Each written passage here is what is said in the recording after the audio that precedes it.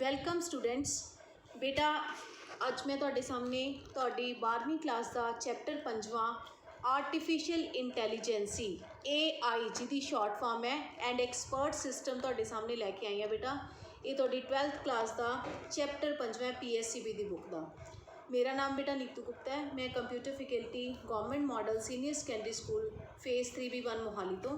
ਅਤੇ ਅੱਜ ਇਹ ਚੈਪਟਰ ਮੈਂ ਤੁਹਾਡੇ ਸਾਹਮਣੇ ਲੈ ਕੇ ਆਈ ਹਾਂ ਜਿਹਦਾ ਆਉਣ ਵਾਲੇ ਟਾਈਮ 'ਚ ਇੰਨਾ ਜ਼ਿਆਦਾ ਯੂਜ਼ ਹੋਏਗਾ ਇਸ ਟੌਪਿਕ ਦਾ ਕਿ ਤੁਸੀਂ ਮਤਲਬ ਕੁਛ ਵੀ ਇਹਦੇ ਵਿੱਚ ਕਰ ਸਕਦੇ ਹੋ।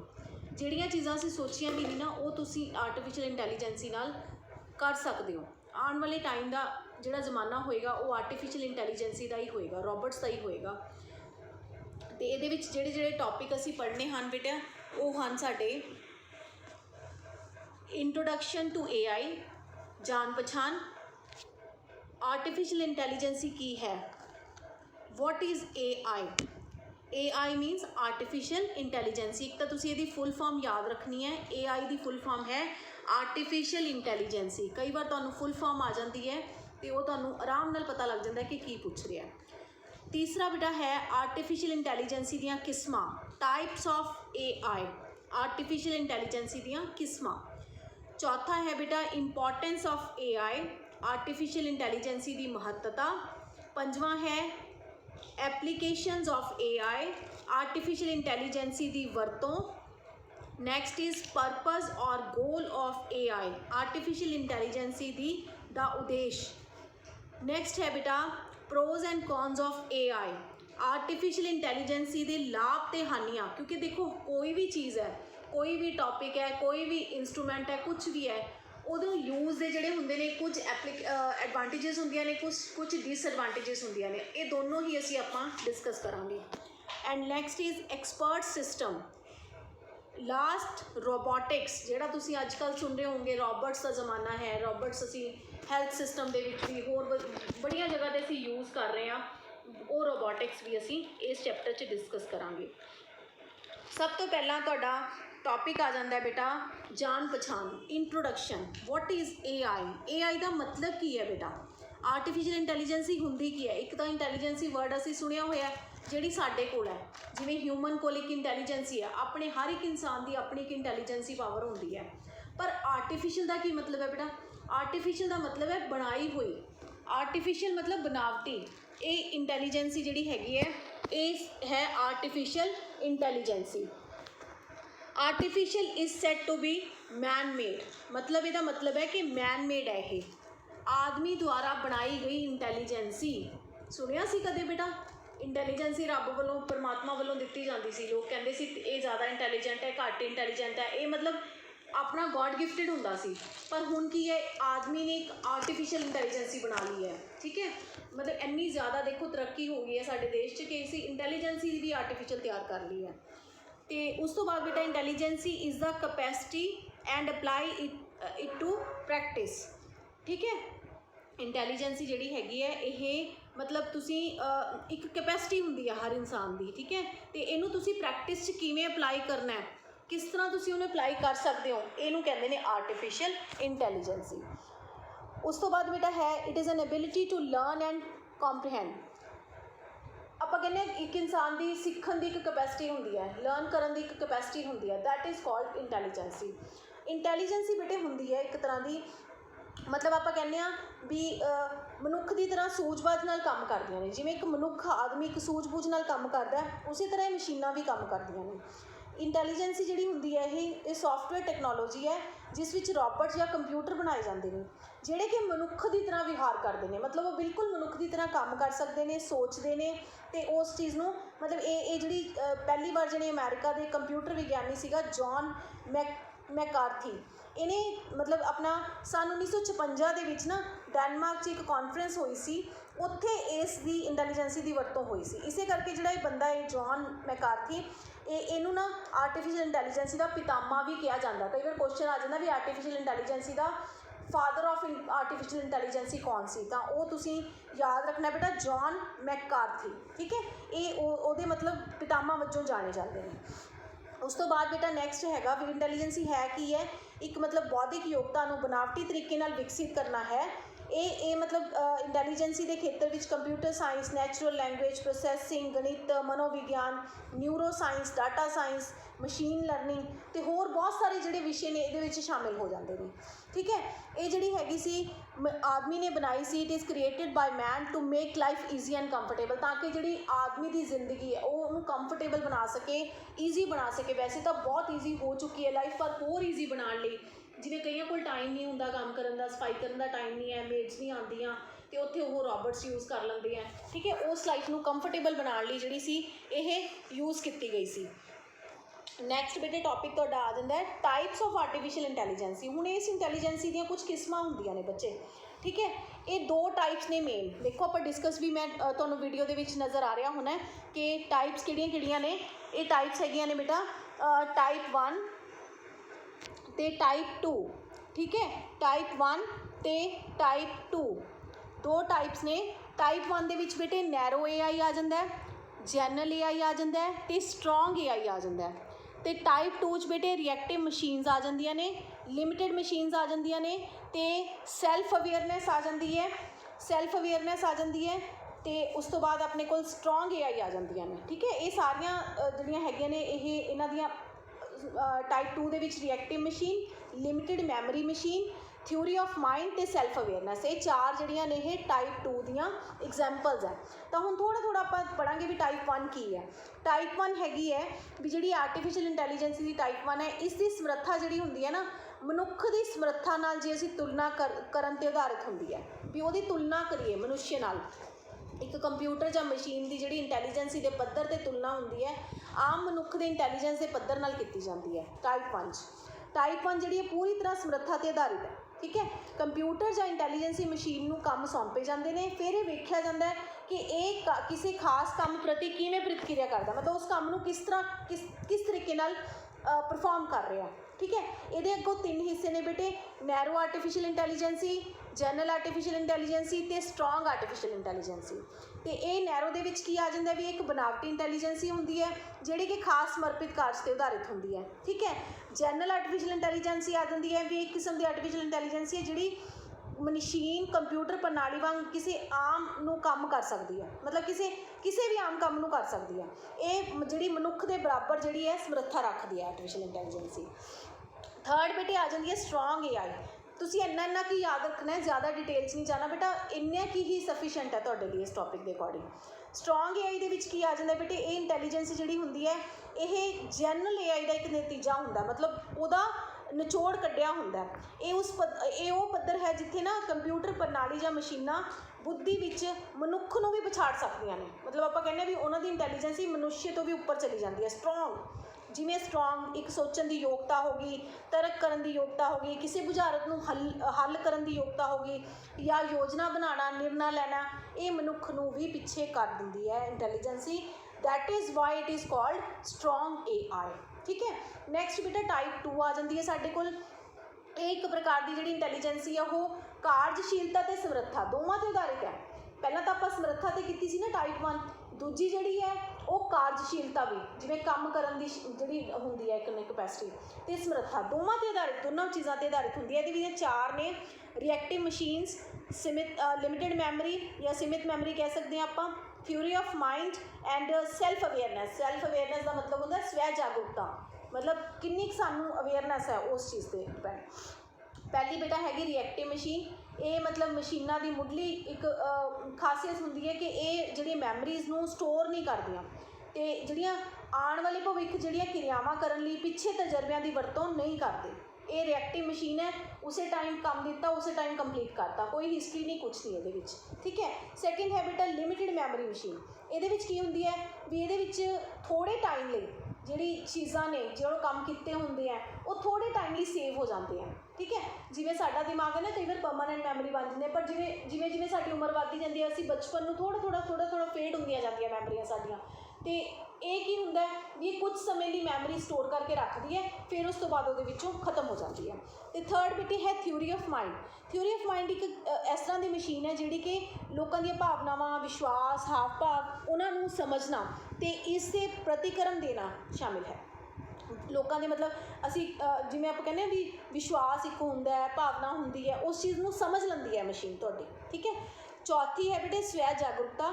ਇਹ ਮਸ਼ੀਨਾਂ ਜਿਹੜੀਆਂ ਨੇ ਇਹ ਕੰਪਿਊਟਰ ਪ੍ਰਣਾਲੀ ਦੀ ਕਲਪਨਾ ਮਾਤਰ ਹਨ, ਜਿਵੇਂ ਕਿ ਅਸੀਂ ਕਹਿ ਲਓ ਵੀ ਨੇੜਲੇ ਭਵਿੱਖ ਵਿੱਚ ਵਿਕਸਿਤ ਹੋ ਸਕਦੀਆਂ ਨੇ, ਠੀਕ ਹੈ। ਭਾਵਨਾਵਾਂ, ਚੇਤਨਾ, ਸੁਪਰ ਇੰਟੈਲੀਜੈਂਸੀ, ਸਵੈ ਜਾਗਰੂਕਤਾ, ਦੇ all are the part of self awareness, ਸਵੈ ਜਾਗਰੂਕਤਾ, ਠੀਕ ਹੈ। ਉਸ ਤੋਂ ਬਾਅਦ ਬੇਟੇ ਆ ਜਾਂਦਾ ਹੈ ਇੰਪੋਰਟੈਂਸ ਆਫ ਆਰਟੀਫਿਸ਼ੀਅਲ ਇੰਟੈਲੀਜੈਂਸੀ। ਮਤਲਬ ਅਸੀਂ ਕਹਿ ਦਿੰਦੇ ਹਾਂ ਵੀ ਇਹ ਸਾਰਾ ਦੇਖੋ ਇੱਕ ਵਾਰ ਮੈਂ ਸਾਰਾ ਡਿਟੇਲ 'ਚ ਦਿੱਤਾ ਹੋਇਆ ਵੀ ਜਿਹੜੀ ਟਾਈਪ 1 ਹੈ ਉਹ ਨੈਰੋ ਦੀ ਥੋੜ੍ਹੀ ਜਿਹੀ ਐਗਜ਼ਾਮਪਲ ਦਿੱਤੀ ਹੋਈ ਹੈ, ਥੋੜ੍ਹਾ ਜਿਹਾ ਟੈਕਸਟ ਦਿੱਤਾ ਹੋਇਆ, ਤੁਸੀਂ ਦੇਖ ਲੈਣਾ, ਪੜ੍ਹ ਲੈਣਾ ਇਹਨੂੰ। ਜਨਰਲ AI ਦਾ ਹੋ ਗਿਆ, ਸੁਪਰ AI ਦਾ ਹੋ ਗਿਆ, ਠੀਕ ਹੈ, ਸੁਪਰ ਆਰਟੀਫਿਸ਼ੀਅਲ ਇੰਟੈਲੀਜੈਂਸੀ। ਨੈਕਸਟ ਜਿਹੜੀ ਹੈਗੀ ਆਪਣੇ ਕੋਲ ਇਹ ਡਾਇਗਰਾਮ ਬੇਟਾ ਤੁਹਾਨੂੰ ਯਾਦ ਕਰਨ ਲਈ ਈਜ਼ੀ ਹੋ ਜਾਏਗਾ ਵੀ ਨੈਰੋ ਜਿਹੜੀ ਹੈਗੀ ਹੈ ਇਹਦੇ 'ਚ ਅੱਗੇ dedicated for one task, general AI ਜਿਹੜੀ ਹੈਗੀ ਹੈ ਪਰਫਾਰਮ ਲਾਈਕ ਹਿਊਮਨ, ਅਤੇ ਸੁਪਰ AI ਜਿਹੜੀ ਹੈਗੀ ਹੈ ਇੰਟੈਲੀਜੈਂਸ ਦੈਨ ਹਿਊਮਨ, ਮਤਲਬ ਆਦਮੀ ਤੋਂ ਵੀ ਜ਼ਿਆਦਾ ਇੰਟੈਲੀਜੈਂਸ, ਠੀਕ ਹੈ। ਇਹ ਡਾਇਗਰਾਮ ਜਿਹੜਾ ਹੈ ਤੁਹਾਨੂੰ ਮੈਂ ਤਾਂ ਬਣਾਇਆ ਤਾਂ ਕਿ ਤੁਹਾਨੂੰ ਈਜ਼ੀਲੀ ਯਾਦ ਹੋ ਜਾਵੇ, ਇਹ ਟੌਪਿਕ ਕੋਰੀਲੇਟ ਹੋ ਜਾਣ, ਤੁਹਾਨੂੰ ਤੁਸੀਂ ਆਰਾਮ ਨਾਲ ਯਾਦ ਕਰ ਸਕਦੇ ਹੋ। ਫਿਰ ਟਾਈਪ 2 ਦੇ ਵਿੱਚ ਮੇਰੇ ਰਿਐਕਟਿਵ ਆ ਗਿਆ, has no memory, only respond to different stimuli, ਠੀਕ ਹੈ। ਇਹਦੇ 'ਚ ਮੈਮਰੀ ਨਹੀਂ ਹੁੰਦੀ ਕੋਈ, ਉਸੇ ਟਾਈਮ ਪਰਫਾਰਮ ਕਰ ਲਿਆ, ਖਤਮ ਹੋ ਗਿਆ ਕੰਮ। ਲਿਮਿਟਿਡ ਮੈਮਰੀ ਦੇ ਵਿੱਚ ਥੋੜ੍ਹੀ ਜਿਹੀ ਮੈਮਰੀ ਹੁੰਦੀ ਹੈ ਜਿਹੜੀ ਕੁਛ ਟਾਈਮ ਲਈ ਤੁਹਾਡੇ ਰਿਸਪੌਂਸ ਨੂੰ ਰੱਖਦੀ ਹੈ। ਥਿਊਰੀ ਆਫ ਮਾਈਂਡ ਕੀ ਹੈ ਵੀ ਜਿਹੜਾ ਹੈਗਾ ਅੰਡਰਸਟੈਂਡਸ ਦਾ needs of other intelligent entities, ਠੀਕ ਹੈ, ਆਪਣੇ ਮਤਲਬ ਇੱਕ ਹਿਊਮਨ ਮਾਈਂਡ ਦੀ ਤਰ੍ਹਾਂ ਜਿਹੜਾ ਕੰਮ ਕਰਦੀ ਹੈ। ਅਤੇ ਲਾਸਟ ਆਪਣੇ ਕੋਲ ਚੌਥਾ ਹੈਗਾ ਸੈਲਫ ਅਵੇਅਰਨੈਸ। ਉਹਦੇ ਵਿੱਚ ਜਿਵੇਂ ਹੁੰਦਾ ਇੱਕ ਹਿਊਮਨ ਦੀ ਤਰ੍ਹਾਂ ਪਰਫਾਰਮ ਕਰਨਾ, ਠੀਕ ਹੈ।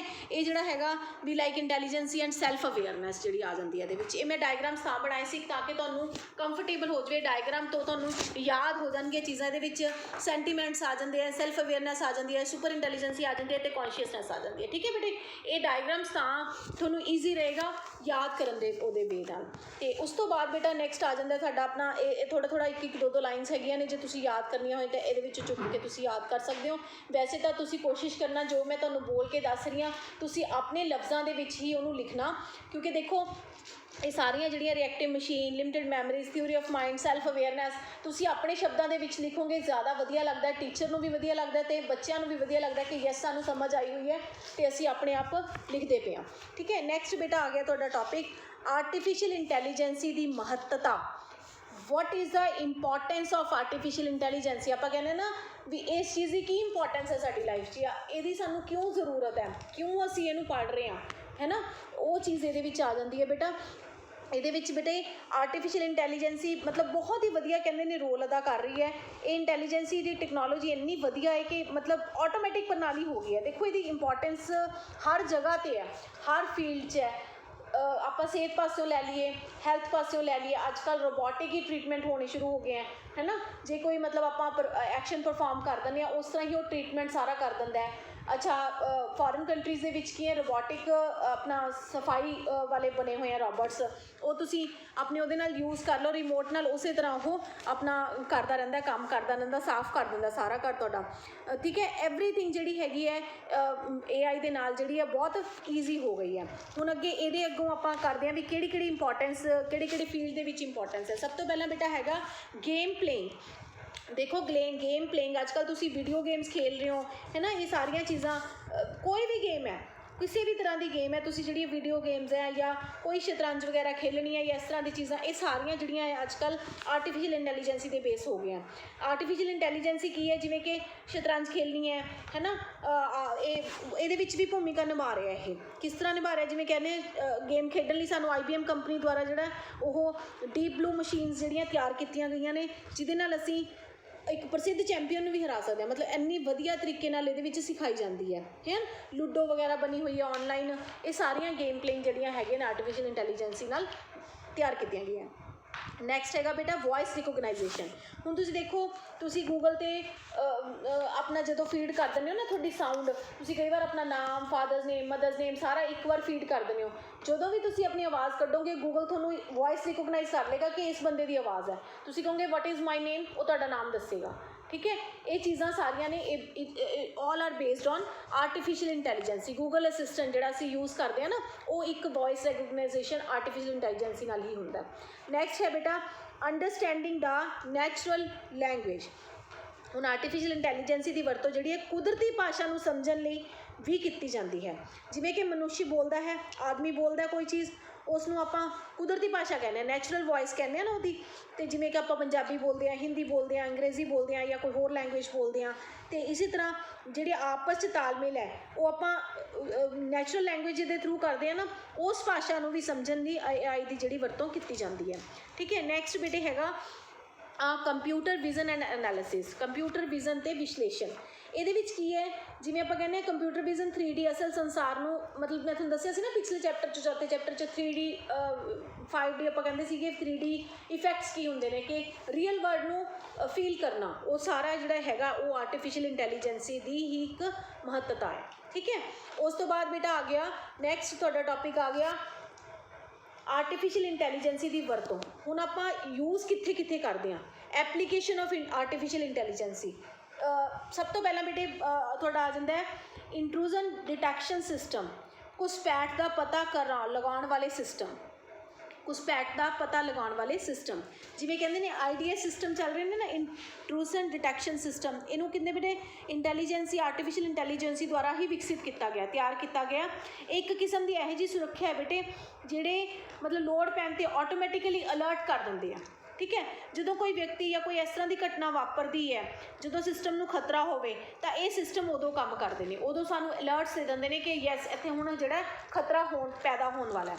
ਸੈਕਿੰਡ ਬੇਟਾ ਆ ਗਿਆ ਤੁਹਾਡਾ ਗੇਮਿੰਗ। ਗੇਮਿੰਗ ਦੇ ਵਿੱਚ ਹੁਣ ਆਪਾਂ ਕਰਕੇ ਹਟੇ ਹਾਂ ਵੀ ਜਿਹੜੀਆਂ ਗੇਮਿੰਗਸ ਹੈ, ਔਨਲਾਈਨ ਗੇਮਿੰਗਸ ਹੈ, ਗੇਮ ਪਲੇਇੰਗ ਹੈ, ਸਾਰੀਆਂ ਜਿਹੜੀਆਂ ਆਰਟੀਫਿਸ਼ੀਅਲ ਇੰਟੈਲੀਜੈਂਸੀ ਦੇ ਬੇਸਡ ਹੈ। It's a part of application of AI।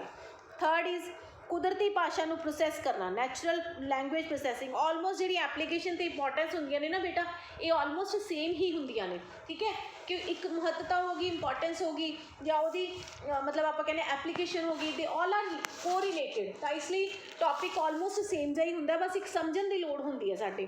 ਜੇ ਤੁਸੀਂ ਪ੍ਰੋਪਰਲੀ ਸਮਝ ਗਏ ਹੋ ਨਾ ਵੀ ਇਹ ਟੌਪਿਕ ਕੀ ਹੈ, ਮੈਨੂੰ ਲੱਗਦਾ ਵੀ ਤੁਸੀਂ ਇੰਪੋਰਟੈਂਸ ਜਿਹੜੀ ਹੈ ਉਹਦੀ ਜਾਂ ਐਪਲੀਕੇਸ਼ਨਸ ਆ ਉਹ ਆਪਣੇ ਆਪ ਹੀ ਲਿਖ ਸਕਦੇ ਹੋ। ਜੇ ਥੋੜ੍ਹੇ ਜਿਹੇ ਇੱਕ ਪੁਆਇੰਟਸ ਵੀ ਯਾਦ ਰੱਖ ਲਓ ਨਾ, ਇਲੈਬੋਰੇਟ ਤਾਂ ਤੁਸੀਂ ਆਪੇ ਕਰ ਸਕਦੇ ਹੋ ਪੇਪਰ 'ਚ, ਲਿਖ ਤਾਂ ਤੁਸੀਂ ਆਪੇ ਹੀ ਸਕਦੇ ਹੋ ਉਸ ਚੀਜ਼ ਬਾਰੇ।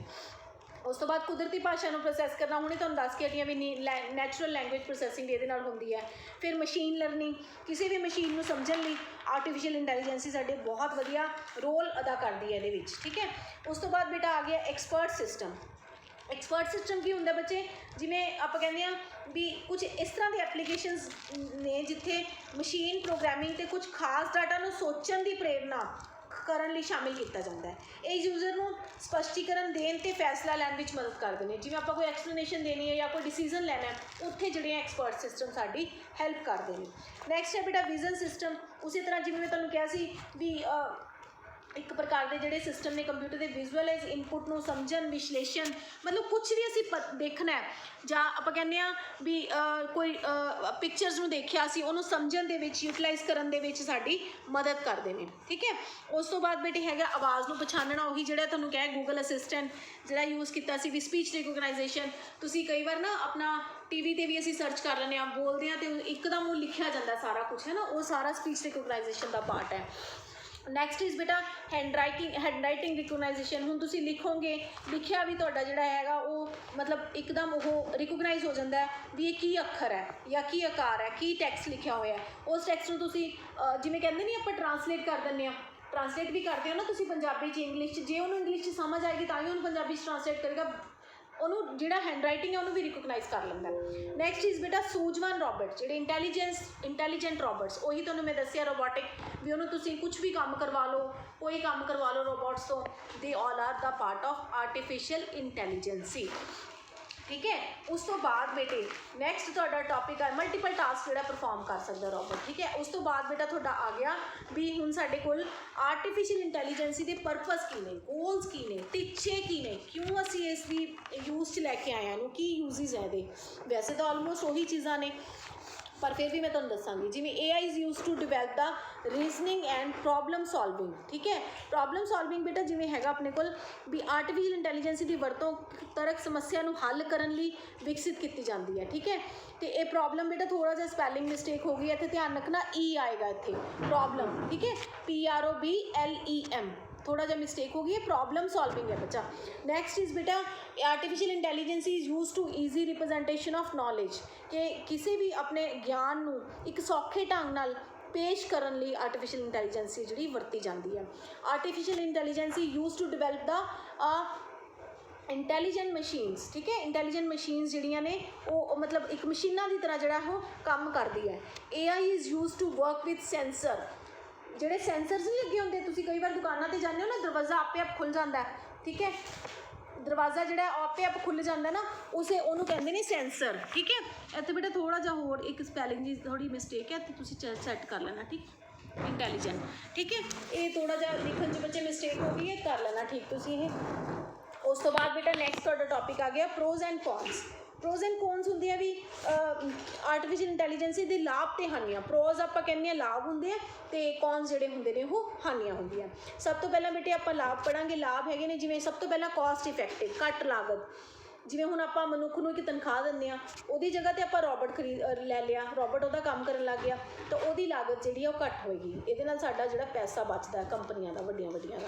ਉਸ ਤੋਂ ਬਾਅਦ ਬੇਟੇ ਨੈਕਸਟ ਹੈਗਾ ਇਟ ਐਨਹਾਂਸਿਸ ਐਫੀਸ਼ੀਐਂਸੀ, ਜਾਂ ਦੇ ਡੋਂਟ ਟੇਕ ਰੈਸਟ। ਇਹ ਜਿਹੜੇ ਨੇ ਇਹ ਰੈਸਟ ਨਹੀਂ ਮਤਲਬ ਕਰਦੇ ਹੈਗੇ, ਬਿਲਕੁਲ ਵੀ ਥੱਕਦੇ ਨਹੀਂ ਹੈ। ਜਿਵੇਂ ਆਪਾਂ ਕਹਿੰਦੇ ਇੱਕ ਮਨੁੱਖ ਥੱਕ ਜਾਂਦਾ ਕੰਮ ਕਰਦਾ ਕਰਦਾ, ਸਾਡੇ ਰੋਬੋਟਸ ਕਦੇ ਵੀ ਨਹੀਂ ਥੱਕਣਗੇ। ਨੈਕਸਟ ਹੈਗਾ ਇਟ ਐਨਹਾਂਸਿਸ ਐਫੀਸ਼ੀਐਂਸੀ, ਉਹ ਹੈਗਾ ਬੇਟੇ ਇੱਕ ਕਾਰਜਸ਼ੀਲਤਾ ਵਧਾਉਂਦੀ ਹੈ। ਮਤਲਬ ਕਾਰਜਕੁਸ਼ਲਤਾ ਤਾਂ ਆਪੇ ਵਧੇਗੀ ਜਦੋਂ ਬੰਦਾ ਥੱਕੇਗਾ ਨਹੀਂ, ਉਹਨੂੰ ਕੋਈ ਇਫੈਕਟ ਘੱਟ ਹੋ ਰਿਹਾ ਹੈ ਚੀਜ਼ਾਂ ਦਾ, ਹੈ ਨਾ। ਗਲਤੀ ਗੁੰਝਲਦਾਰ ਕੰਮ ਵੀ ਜਿਹੜੇ ਨੇ ਉਹਨੂੰ ਆਸਾਨੀ ਨਾਲ ਹੋ ਜਾਂਦੇ ਨੇ। ਨੈਕਸਟ ਹੈਗਾ ਲੋ ਐਰਰ ਰੇਟ, ਇਹਦੇ ਵਿੱਚ ਐਰਰ ਜਿਹੜੀ ਹੈ ਗਲਤੀ ਨਿਕਲਣ ਦਾ ਬਹੁਤ ਘੱਟ ਚਾਂਸ ਹੁੰਦਾ ਹੈ। ਵਰਕ ਇਨ ਦਾ ਹੌਸਟਾਈਲ ਐਨਵਾਇਰਨਮੈਂਟ, ਖਤਰਨਾਕ ਖੇਤਰਾਂ ਵਿੱਚ ਕੰਮ ਕਰਨਾ ਵੀ ਬੜਾ ਈਜ਼ੀ ਹੋ ਗਿਆ ਇਹਦੇ ਨਾਲ, ਠੀਕ ਹੈ। ਨੈਕਸਟ ਇਜ਼ ਗੁੱਡ ਅਸਿਸਟੈਂਟ, ਚੰਗਾ ਸਹਾਇਕ, ਸਾਡੀ ਬਹੁਤ ਅੱਛੇ ਤਰੀਕੇ ਨਾਲ ਮਦਦ ਕਰਦਾ ਹੈ। ਨੈਕਸਟ ਇਜ਼ ਬੇਟਾ ਦੁਹਰਾਈ ਵਾਲੇ ਕੰਮਾਂ ਨੂੰ ਆਸਾਨ ਬਣਾਉਂਦਾ ਹੈ। Make repetitive task, can do repetitive and time consuming task, ਜਾਂ ਅਸੀਂ ਕਹਿ ਸਕਦੇ ਹਾਂ ਮੇਕ ਰੈਪੀਟੇਟਿਵ ਟਾਸਕ ਈਜ਼ੀਅਰ, ਬਹੁਤ ਈਜ਼ੀ ਹੋ ਗਈ ਹੈ ਸਾਡੀ ਜਿਹੜੀ ਟਾਸਕ ਹੈ। ਨੈਕਸਟ ਹੈਗਾ ਬੇਟੇ ਡੋਂਟ ਹੈਵ ਇਮੋਸ਼ਨਸ, ਇਹਦੇ ਵਿੱਚ ਇਮੋਸ਼ਨਸ ਨਹੀਂ ਹੁੰਦੀਆਂ, ਭਾਵਨਾਵਾਂ ਨਹੀਂ ਹੁੰਦੀਆਂ, ਇਸੇ ਕਰਕੇ ਜਿਹੜਾ ਇਹ ਕੰਮ ਬੜਾ ਆਪਣਾ ਕਰਦਾ ਰਹਿੰਦਾ। Next function without stopping risk reducing, ਬਿਨਾਂ ਰੁਕੇ ਕੰਮ ਕਰਦੇ ਰਹਿਣਾ, ਇਹਦੇ ਵਿੱਚ ਬਹੁਤ ਘੱਟ ਰਿਸਕ ਹੁੰਦਾ ਹੈ ਘਟਣ ਦਾ, ਮਤਲਬ ਕੰਮ ਘੱਟ ਕਰਨ ਦਾ। ਮੇਕ ਰੈਪੀਟੇਟਿਵ ਟਾਸਕ ਈਜ਼ੀਅਰ, ਸਾਡੇ ਜਿਹੜੇ ਰਿਪੀਟ ਵਾਲੇ ਕੰਮ ਨੇ ਦਿੱਕਤਾਂ ਨਹੀਂ ਆਉਂਦੀਆਂ, ਆਸਾਨੀ ਨਾਲ ਹੋ ਜਾਂਦੇ ਨੇ, ਦੁਹਰਾਈ ਬਾਰ-ਬਾਰ ਹੋ ਜਾਂਦੀ ਹੈ। ਨੈਕਸਟ ਬੇਟੇ ਇਹਦੇ ਵਿੱਚ ਕੌਨਸ ਆ ਗਏ, ਕੌਨਸ ਹੁੰਦੀਆਂ ਹਾਨੀਆਂ। ਹਾਨੀਆਂ ਦੇ ਵਿੱਚ ਆ ਗਿਆ ਮਸ਼ੀਨ ਕੈਨ ਨਾਟ ਫੀਲ, ਇਹਨਾਂ 'ਚ ਕੋਈ ਫੀਲਿੰਗਸ ਨਹੀਂ ਹੁੰਦੀਆਂ, ਠੀਕ ਹੈ। ਇਹ ਇੱਕ ਹਾਨੀ ਵੀ ਇੱਕ ਤਰ੍ਹਾਂ ਦੀ, ਕਿਉਂਕਿ ਕਈ ਵਾਰ ਹੁੰਦਾ ਨਾ ਜਿਵੇਂ ਹੁਣ ਹੈਲਥ ਦੇ ਸਿਸਟਮ 'ਚ ਹੈ, ਕੋਈ ਰੋਬੋਟ ਟਰੀਟਮੈਂਟ ਕਰ ਰਿਹਾ ਜਾਂ ਡਾਕਟਰ ਕਰ ਰਿਹਾ, ਡਾਕਟਰ ਦੇ ਵਿੱਚ ਫੀਲਿੰਗਸ ਹੁੰਦੀਆਂ, ਥੋੜ੍ਹੇ ਜਿਹੇ ਇਮੋਸ਼ਨਸ ਵੀ ਉੱਥੇ ਕੰਮ ਆ ਜਾਂਦੇ ਆ ਕਈ ਵਾਰ, ਬਟ ਰੋਬੋਟ ਜਿਹੜੇ ਉਹਦੇ ਵਿੱਚ ਕੋਈ ਫੀਲਿੰਗ ਨਹੀਂ, ਅਤੇ ਉਹ ਕਿਵੇਂ ਕਰੇਗਾ ਆਪਣਾ ਫੀਲ ਜ਼ਾਹਰ, ਠੀਕ ਹੈ। ਇਨਕਰੀਜ਼ ਇਨ ਅਨਇੰਪਲੋਇਮੈਂਟ, ਇਹਦੇ ਨਾਲ ਕੀ ਹੈ ਅਨਇੰਪਲੋਇਮੈਂਟ ਜਿਹੜੀ ਹੈ ਉਹ ਵੱਧ ਗਈ ਹੈ। ਅਨਇੰਪਲੋਇਮੈਂਟ ਦਾ ਮਤਲਬ ਹੁੰਦਾ ਵੀ ਲੋਕਾਂ ਨੂੰ ਨੌਕਰੀਆਂ ਜਿਹੜੀਆਂ ਉਹ ਖਤਮ ਹੁੰਦੀਆਂ ਜਾ ਰਹੀਆਂ ਉਹਨਾਂ ਲਈ, ਠੀਕ ਹੈ। ਉਹ ਚੀਜ਼ ਦੇ ਵਿੱਚ ਸਾਨੂੰ ਇੱਕ ਘਾਟ ਹੋਈ ਹੈ ਇਹਨਾਂ ਦੀ, ਠੀਕ ਹੈ। ਨੈਕਸਟ ਹੈਗਾ risk of loss of data, ਕਈ ਵਾਰ ਡਾਟਾ ਜਿਹੜਾ ਉਹ ਜੇ ਗੁੰਮ ਜਾਵੇ ਜਾਂ ਖਰਾਬ ਹੋ ਜਾਵੇ ਜਾਂ ਕੋਈ ਐਰਰ ਆ ਜਾਵੇ ਤਾਂ ਉਹ ਬਹੁਤ ਵੱਡੀ ਇੱਕ ਪ੍ਰੋਬਲਮ ਆ ਜਾਂਦੀ ਹੈ ਸਾਡੇ ਲਈ। ਅਤੇ ਉਸ ਤੋਂ ਬਾਅਦ ਹੈਗਾ ਬੇਟੇ ਲੈਕ ਆ ਕ੍ਰੀਏਟਿਵ ਮਾਈਂਡ, ਇਹਦੇ ਵਿੱਚ ਇੱਕ ਇੰਨਾ ਬਹੁਤਾ ਕ੍ਰੀਏਟਿਵ ਮਾਈਂਡ ਨਹੀਂ ਹੁੰਦਾ, ਜਿੱਥੇ ਅਸੀਂ ਪ੍ਰੋਗਰਾਮਿੰਗ ਸੈੱਟ ਕਰਤੀ ਉਹਨੇ ਉਸ ਤਰ੍ਹਾਂ ਹੀ ਆਪਣਾ ਕੰਮ ਕਰਦੇ ਰਹਿਣਾ। ਨੈਕਸਟ ਹੈਗਾ ਮਿਸਯੂਜ਼ ਆਫ AI ਦੀ ਕਈ ਵਾਰ ਗਲਤ ਵਰਤੋਂ ਵੀ ਹੋ ਜਾਂਦੀ ਹੈ, ਕੋਈ ਹੈਕ ਹੋ ਗਈ ਸਾਈਟ ਜਾਂ ਕੁਛ ਇਸ ਤਰ੍ਹਾਂ ਦਾ ਹੋ ਗਿਆ, ਕੁਛ ਗਲਤ ਹੋ ਗਿਆ, ਉਹ ਚੀਜ਼ਾਂ ਵੀ ਪੋਸੀਬਲ ਹੋ ਜਾਂਦੀਆਂ। ਅਨਇੰਪਲੋਇਮੈਂਟ, ਠੀਕ ਹੈ, ਉਹੀ ਨੌਕਰੀਆਂ ਜਿਹੜੀਆਂ ਘੱਟ ਮਿਲਣੀਆਂ ਸ਼ੁਰੂ ਹੋ ਗਈਆਂ ਲੋਕਾਂ ਨੂੰ। ਐਬਿਲਿਟੀ ਆਫ ਹਿਊਮਨ ਮੇ ਡਿਮਿਨਿਸ਼, ਜਿਹੜੀ ਆਦਮੀ ਦੀ ਕੈਬਿਲਿਟੀ ਸੀ ਉਹ ਹੌਲੀ ਹੌਲੀ ਜਿਹੜੀ ਹੈ ਖਤਮ ਹੁੰਦੀ ਜਾ ਰਹੀ ਹੈ। ਰੋਬਰਟਸ ਸੁਪਰਸੈਡਿੰਗ ਹਿਊਮਨਸ, ਮਤਲਬ ਜਿਹੜੇ ਇੱਕ ਰੋਬਰਟਸ ਨੇ ਉਹਨਾਂ ਨੇ ਜਿਹੜਾ ਹਿਊਮਨ ਬੀਇੰਗ ਨੂੰ ਰਿਪਲੇਸ ਕਰਤਾ ਬੜੀ ਪੂਰੀ ਤਰ੍ਹਾਂ ਨਾਲ, ਠੀਕ ਹੈ। ਉਸ ਤੋਂ ਇਹ ਮਤਲਬ ਪ੍ਰੋਬਲਮਸ ਇਹ ਸਾਡੀਆਂ ਜਿਹੜੀਆਂ ਨੇ ਕਹਾਣੀਆਂ ਦੇ ਟਾਈਪ 'ਚ ਆ ਜਾਂਦੀਆਂ।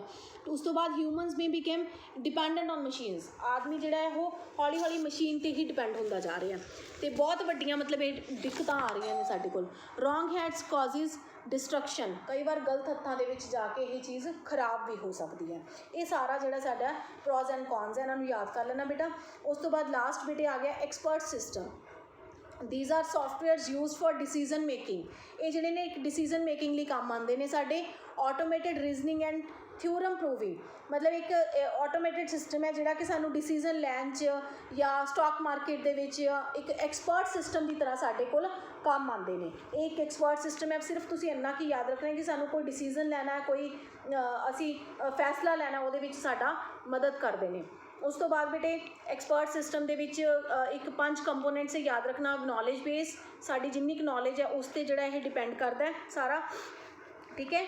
उस तो बाद interference engine, knowledge acquisition and learning module, user interface and explanation module, ये सारिया चीज़ां जिहड़ियां इहदे विच आ जांदियां ने। ठीक है। उस तो बाद बेटा एक्सपर्ट सिस्टम दे यही सी करैक्टरिस्टिक्स ऑफ एक्सपर्ट सिस्टम आ जांदे ने। करैक्टरिस्टिक्स दे विच अच्छा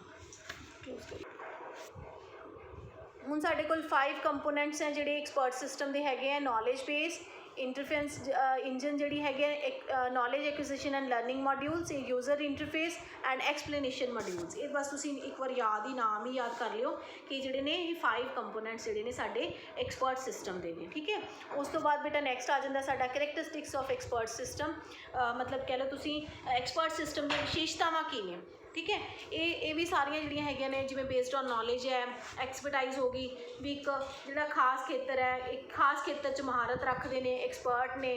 ठीक है। उन्होंने नॉलेज उस लैवल की कितनी है। Use of qualitative rather than quantitative information, quality तो जिहड़ा है ज़्यादा मतलब फोर्स किया जाता है। ठीक है, फोकस किया जाता है। नैक्सट हैगा make use of inferencing to draw conclusions, कोई रिजल्ट कड्ढना, सिट्टा कड्ढना उस दे बेस्ड। ठीक है। उस तो बाद हैगा यूजेस एक्सपर्टाइज हेरिस्टिक्स, मतलब हर चीज़ की जी कह लो तुम भी रिलायबिलिटी होंगी है, डिसीजन क्वालिटी होंगी है, ये एक्सपर्ट सिस्टम की एक करैक्टरिस्टिक है। ठीक है। प्रोवाइड्स एक्सप्लेनेशन फॉर रीजनिंग भी मतलब वो एक्सप्लेनेशन भी तैयार रखता है अपनी। Can function even then some data are missing, चाहे डाटा थोड़ा बहुत मिसिंग भी हो फिर भी वो जो परफॉर्म करता है। Capable of handling uncertain situations, कोई इस तरह की अनसर्टन सिचुएशन आ जाए वो भी ये हैंडल करने लिए कैपेबल होंगे। Support for narrow problem domain. ठीक है। हर चीज़ लिए ये सपोर्टिव होंगे साढ़े लिए। नैक्सट जोड़ा बेटा limitations of expert system, limitations मतलब भी की सीमावां ने एक्सपर्ट सिस्टम दियाँ। ठीक है। ये मैं थोड़ा एवं बस मोटा मोटा दस दी जिवें मनुख की तरह फैसले लैन की ताकत नहीं रखता, मनुख की तरह समर्थ नहीं होंदा, घट ज्ञान होने की सूरत में सही फैसले नहीं लै सकता, बहुत ज़्यादा जी ट्रेनिंग की लोड़ पैंदी है। जिवें आप कहने भी नॉट वाइडली यूज्ड और टेस्टिड, ज़्यादा असी यूज़ नहीं होया या टेस्ट नहीं होया। Limited to relatively narrow problems. ठीक है। Cannot readily deal with mixed knowledge, possibility of error, गलती तो देखो हर एक चीज़ तो हो सकती है, तो ये पॉसिबिलिटी होंगी है थोड़ी बहुत। Cannot refine own knowledge base, ये अपना कोई नॉलेज नहीं होंगे, इस करके ये प्रॉब्लम आ सकती है। डिफिकल्टी टू मेनटेन करना भी औखा। May have high development cost, कई बार कॉस्ट भी ज़्यादा लग जाती है एक्सपर्ट सिस्टम को बनाने लिए। तो these are some limitations of expert system. Expert system दी कुछ सीमावां ने, इन्होंने तुसीं थोड़े जे पॉइंट्स जिहड़े 5-6 तुसीं याद कर लेना जिहड़े तुहानूं ईजी लगते होंगे। नैक्सट बेटा लास्ट टॉपिक साडा इस चैप्टर का आ जाता, दैट इज़ रोबोटिक्स। रोबोटिक्स की मेरे मेन तो मैं पहला दसिया सी कि जिवें एक आर्टिफिशियल आदमी ही बनाना, दैट इज़ कॉल्ड रोबोटिक। ठीक है। एक आर्टिफिशियल आदमी ही होंदा है जिहड़ा हर काम जिहड़ा वो आदमी की तरह कर सकता है, हर चीज़ हेल्प कर सकता है, हम उन्होंने असिस्ट कर सकता है आदमी को। ठीक है। तो वो आ जाता बेटा जनरेशनस ऑफ रोबोटिक्स, जिवें कहने आप जनरेशनस ऑफ ह्यूमन बीइंग, मेरे बच्चे हैं, अगों बच्चों के बच्चे हैं, all generation are going on, है ना, चली जाएगी जनरेशन। इसी तरह एक रोबोटिक्स दी कुछ जनरेशन है, जिवें फर्स्ट जनरेशन आ गई। ठीक है। वो किसी रिमोट कंट्रोल्ड सी, फर्स्ट जनरेशन सी जी बिफोर 1980 आई सी, एक रिमोट कंट्रोल सी, एक रिमोट के नाल जिहड़ा सारा सी कंट्रोल होंदा सी। सैकेंड जनरेशन जी सी बेटा 1980 तो 1990 के विच आई है, तो ये ऑटोनॉम्स हो गए थोड़े जी। ठीक है। थर्ड जनरेशन जी सी बेटा 90 तो बाद आई है साढ़े कोल, तो वो नैटवर्कड हो गई, सारी नैटवर्किंग जी कॉन्सैप्ट वो ऐड हो गया। तो फोर्थ जनरेशन के साढ़े कोल की आया रोबोटिक्स के AI, आर्टिफिशियल इंटैलीजेंसी, जिहदे बारे असी इन्ना कुछ डिस्कस किया, वो साडी फोर्थ जनरेशन है। फोर्थ जनरेशन जी साडी आई है वो 2000 तो बाद आई है। तो हौली हौली ये होर रिसर्च चलती पई है, इनू होर वास्ट किया जा रहा, बहुत कुछ असी गेन कर लिया, बहुत कुछ असी गेन करना है। तुहाडे वर्गे बच्चों ने सोसाइटी के अगों ये AI नू अगे पढ़ना है या अपनी करियर बनाना है, तुसीं बना सकते हो। ये AI नू लैके अगे होर चीज़ां भी रिसर्च करनियां ने। ठीक है। ये सारा टॉपिक तुहाडा बेटा यही सीगा आर्टिफिशियल इंटैलीजेंसी, तो बहुत ही प्यारा टॉपिक है, बहुत ही वधिया टॉपिक है, इंटरस्टिड टॉपिक है, तो तुसीं जरूर ये सारा टॉपिक चंगी तरह पढ़ना है। ਕੁਛ ਐਪਲੀਕੇਸ਼ਨਸ ਹੈ ਬੇਟਾ ਰੋਬੋਟਿਕਸ ਦੀਆਂ, ਠੀਕ ਹੈ, ਉਹ ਤੁਸੀਂ ਪੜ੍ਹ ਲੈਣੀਆਂ। ਉਹੀ ਮੈਂ ਤੁਹਾਨੂੰ ਕਿਹਾ ਜਿਵੇਂ ਪਰਫੋਰਮ ਕਰਦਾ ਇੱਕ ਆਦਮੀ ਦੀ ਤਰ੍ਹਾਂ, ਹੈ ਨਾ, ਹਰ ਚੀਜ਼ ਤੁਹਾਨੂੰ ਮਤਲਬ ਜਿਵੇਂ ਕਹਿ ਲਓ ਇੱਕ the base subject is the agent who is the actor, ਠੀਕ ਹੈ। ਪਰਫੋਰਮ ਕਰਨਾ ਹਿਊਮਨ ਬੀਂਗ ਦੀ ਤਰ੍ਹਾਂ, ਹਰ ਕੰਮ ਨੂੰ ਪਰਫੋਰਮ ਕਰਨਾ ਇੱਕ ਆਦਮੀ ਦੀ ਤਰ੍ਹਾਂ, ਉਹ ਇੱਕ ਰੋਬੋਟਿਕ ਦੀ ਜਿਹੜੀ ਮੇਨ ਐਪਲੀਕੇਸ਼ਨ ਹੈ ਜਿਹੜੀ ਅਸੀਂ ਕਰਦੇ ਹਾਂ, ਠੀਕ ਹੈ। ਕੁਝ ਜਿਹੜੇ ਨੇ ਪ੍ਰੋਗਰਾਮਿੰਗ ਲੈਂਗੁਏਜਿਸ ਨੇ ਜਿਹੜੀਆਂ ਅਸੀਂ AI ਨੂੰ ਡਿਵੈਲਪ ਕਰਨ ਲਈ ਯੂਜ਼ ਕਰਦੇ ਹਾਂ, ਅਤੇ ਇਹ ਵਿੱਚ ਹੈਗੀਆਂ ਥੋੜ੍ਹੀਆਂ ਜਿਹਾ ਪੜ੍ਹ ਲੈਣਾ ਤੁਸੀਂ। LISP, ਪਾਈਥਨ ਹੋ ਗਈ, ਠੀਕ ਹੈ, ਪ੍ਰੋਲੋਗ ਹੋ ਗਈ, ਜਾਵਾ ਹੋ ਗਈ, C++ ਹੋ ਗਈ। ਦੀਜ਼ ਆਰ ਆਲ ਲੈਂਗੁਏਜਿਸ ਜਿਹੜੀਆਂ ਅਸੀਂ AI ਨੂੰ ਡਿਵੈਲਪ ਕਰਨ ਲਈ ਯੂਜ਼ ਕਰਦੇ ਹਾਂ। ਅੱਜ ਕੱਲ੍ਹ ਮੇਨ ਜਿਹੜੀ ਹੈਗੀ ਪਾਈਥਨ ਬਹੁਤ ਚੱਲ ਰਹੀ ਹੈ। ਪਾਈਥਨ ਬੇਸਡ ਜਿਹੜੀਆਂ ਇਹ ਜਿਹੜੀ ਆਪਣੀ AI ਹੈ ਬਹੁਤ ਜ਼ਿਆਦਾ ਡਿਵੈਲਪਮੈਂਟ ਹੋ ਰਹੀ ਹੈ। ਜਿਵੇਂ AC ਹੋ ਗਏ, ਫਰਿੱਜ ਹੋ ਗਏ, ਤੁਸੀਂ ਆਪਣੇ ਮੋਬਾਈਲ ਨਾਲ ਅਟੈਚ ਕਰ ਲਏ, ਤੁਸੀਂ ਭੁੱਲ ਗਏ ਹੋ, ਹੈ ਨਾ, ਔਫ ਕਰਨਾ ਭੁੱਲ ਗਏ ਹੋ, ਆਫਿਸ ਚਲੇ ਗਏ ਹੋ ਤੁਸੀਂ, CCTV ਕੈਮਰਾਜ਼ ਹੋ ਗਏ, ਉਹ ਸਾਰੇ ਕਨੈਕਟ ਹੁੰਦੇ ਆ ਤੁਹਾਡੇ ਮੋਬਾਈਲ ਨਾਲ। ਇਹ ਸਾਰੇ ਜਿਹੜੇ ਆ ਪਾਈਥਨ ਬੇਸਡ ਅੱਜ ਕੱਲ੍ਹ ਉਹ ਚੱਲਦੇ ਪਏ ਆ, ਠੀਕ ਹੈ। ਇਹ ਸਾਰਾ ਟੌਪਿਕ ਤੁਹਾਡਾ ਇਹ ਸੀਗਾ। ਅਤੇ ਹੁਣ ਇਹ ਟੌਪਿਕ ਬੇਟਾ, ਥੈਂਕ ਯੂ ਸਟੂਡੈਂਟਸ, ਅਤੇ ਤੁਸੀਂ ਟੌਪਿਕ ਚੰਗੀ ਤਰ੍ਹਾਂ ਸੁਣ ਲੈਣਾ, ਵੀਡੀਓ ਹੀ ਸੁਣ ਲੈਣਾ, ਅਤੇ ਆਪਣੇ ਲਫ਼ਜ਼ਾਂ ਵਿੱਚ ਲਿਖਣ ਦੀ ਕੋਸ਼ਿਸ਼ ਕਰਨਾ। ਇਸ ਤੋਂ ਬਾਅਦ ਸੈਕਿੰਡ ਪਾਰਟ ਬੇਟੇ ਦੇ ਕੁਐਸਚਨ ਆਨਸਰਸ ਆਉਣਗੇ। ਸਭ ਤੋਂ ਪਹਿਲਾਂ ਇਹ ਵੀਡੀਓ ਦੇਖਣ ਤੋਂ ਬਾਅਦ ਕੁਐਸਚਨ ਆਨਸਰਸ ਖੁਦ ਸੋਲਵ ਕਰਨ ਦੀ ਕੋਸ਼ਿਸ਼ ਕਰਨਾ, ਤਾਂ ਜੋ ਤੁਹਾਨੂੰ ਪਤਾ ਲੱਗੇ ਕਿ ਤੁਹਾਨੂੰ ਕਿੰਨਾ ਕੁ ਸਮਝ ਆਇਆ, ਠੀਕ ਹੈ। ਉਸ ਤੋਂ ਬਾਅਦ ਫਿਰ ਤੁਸੀਂ ਉਹ ਪਾਰਟ ਦੇਖਣਾ, ਅਤੇ ਫਿਰ ਦੇਖਣਾ ਤੇ ਕਿੰਨੇ ਕੁ ਤੁਹਾਡੇ ਕੁਐਸਚਨ ਜਿਹੜੇ ਨੇ ਆਪ ਤੁਸੀਂ ਸੋਲਵ ਕੀਤੇ, ਕਿੰਨੇ ਕੁ ਠੀਕ ਹੈ। ਉਹਦੇ ਨਾਲ ਤੁਹਾਡੀ ਜਿਹੜੀ ਹੈ ਯਾਦ ਕਰਨ ਦੀ ਸਮਰੱਥਾ ਜਿਹੜੀ ਵਧੇਗੀ, ਠੀਕ ਹੈ ਬੇਟਾ। ਥੈਂਕ ਯੂ ਸੋ ਮਚ ਬੇਟੇ।